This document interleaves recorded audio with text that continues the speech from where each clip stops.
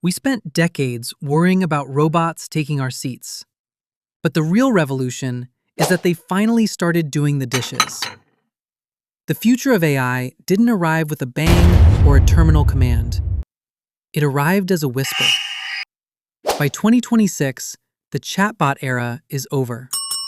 We no longer talk to AI, we collaborate with agents. In 2024, you had to tell an AI what to do. In 2026, the AI knows what needs to be done. We've moved from generative AI to agentic AI. Systems that don't just write the plan, they execute it. Here's where it gets interesting. Do you know the cloud is no longer the only brain? And I will tell you why.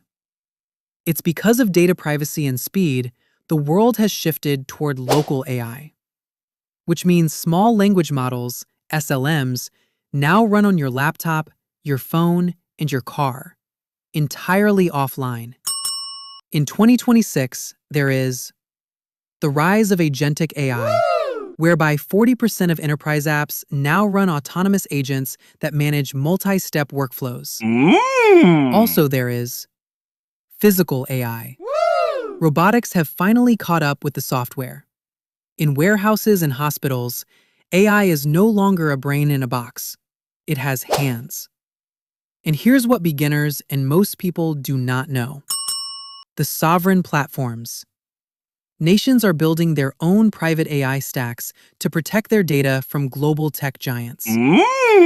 So the question is the job market shrinking? In some places, yes. Entry-level data roles are vanishing. But in their place, a new class of worker has emerged, the orchestrator. By the end of 2026, 50% of global organizations will require AI-free skills assessments. Why? Because when the machine can do the logic, the human must provide the soul. Critical thinking, ethics, and empathy. The AI future isn't about replacing us. It's about the end of busy work. We are entering the era of vibe coding and hyper-personalization, where your tools adapt to you, not the other way around.